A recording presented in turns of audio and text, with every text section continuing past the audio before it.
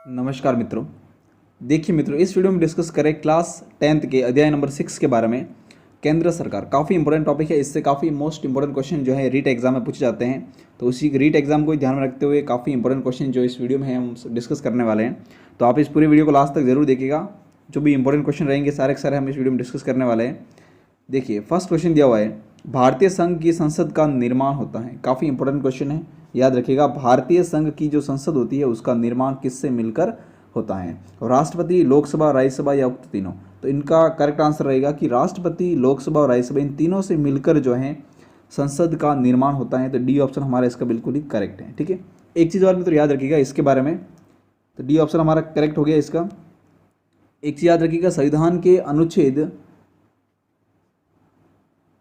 79 के अंतर्गत ये कहा गया है कि भारतीय संघ की एक संसद होगी। याद रखिएगा, ये अनुच्छेद बहुत बार पूछा गया एग्जाम में, इसे आप याद रखिएगा कौन से अनुच्छेद में कहा गया है कि भारतीय संघ की एक संसद होगी। तो वो कहा गया है 79 के अंतर्गत। ठीक है, चलिए बढ़ते हैं आगे नेक्स्ट क्वेश्चन की तरफ। देखिए अगला प्रश्न दे रखा है, क्वेश्चन नंबर 2 है, राष्ट्रपति द्वारा लोकसभा में कितने सदस्यों को मनोनीत किया जाता है? ये भी काफ़ी इंपॉर्टेंट क्वेश्चन है। राष्ट्रपति द्वारा लोकसभा के अंतर्गत कितने सदस्यों को मनोनीत किया जाता है?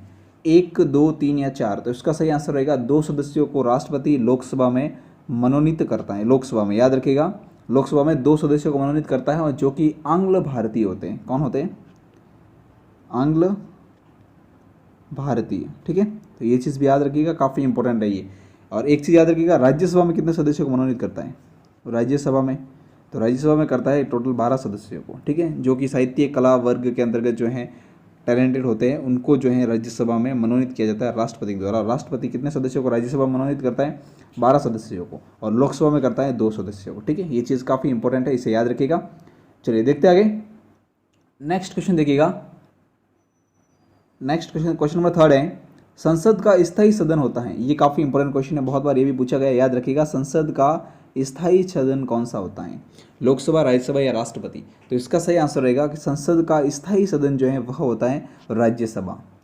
स्थायी सदन होता है राज्यसभा। ठीक है, और अस्थायी होता है लोकसभा। ये भी चीज़ याद रखिएगा। ठीक है, एक और चीज़ याद रखिएगा कि लोकसभा को ही प्रथम सदन कहा जाता है। क्या कहा जाता है? प्रथम सदन, या फिर कहे कि हम निम्न सदन भी कहते हैं लोकसभा को। ठीक है, और राज्यसभा की अगर बात करें तो राज्यसभा को स्थायी सदन कहा जाता है। फर्स्ट बात तो ये। दूसरी चीज़ और याद रखिएगा कि राज्यसभा को द्वितीय सदन या उच्च सदन भी कहा जाता है। कौन सा? द्वितीय या फिर उच्च सदन भी कहा जाता है। ये चीज़ भी याद रखें, ये भी बहुत बार पूछा गया है कि अस्थायी सदन लोकसभा और स्थायी सदन राज्यसभा। प्रथम सदन लोकसभा, द्वितीय सदन राज्यसभा, निम्न सदन लोकसभा, उच्च सदन राज्यसभा। ठीक है, तो ये चीज़ भी याद रखिएगा, बहुत बार पूछा गया एग्जाम में। चलिए देखते आगे, क्वेश्चन नंबर 4 दिया हुआ है, भारतीय संघ की कार्यपालिका का वैधानिक प्रधान कौन होता है? ये भी काफ़ी इंपॉर्टेंट क्वेश्चन है।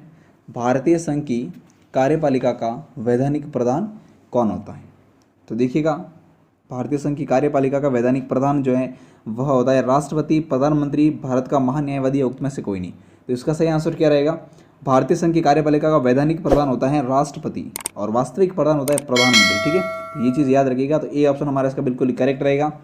और एक चीज़ और देखिएगा कि अनुच्छेद 53 के अंतर्गत ये कहा गया है कि कार्यपालिका शक्ति राष्ट्रपति में निहित होगी। ये क्वेश्चन भी बहुत बार पूछा गया, याद रखिए कि भारतीय संघ की कार्यपालिका शक्ति किस में निहित होगी? राष्ट्रपति के अंतर्गत। और ये कौन से अनुच्छेद में कहा गया है? तो ये बात कही गई थी अनुच्छेद 53 के अंतर्गत। ठीक है, तो ये चीज़ भी आप याद रखिएगा। चलिए देखते आगे, अंतिम क्वेश्चन है, भारतीय संसद के सदन लोकसभा के सदस्यों की योग्यता पर विचार कीजिए। काफ़ी इंपॉर्टेंट क्वेश्चन है, ध्यान से देखिएगा। भारतीय संसद का जो सदन है लोकसभा, जिसे निम्न सदन भी कहा जाता है या अस्थायी सदन भी कहा जाता है। ठीक है, या प्रथम सदन भी कहा जाता है।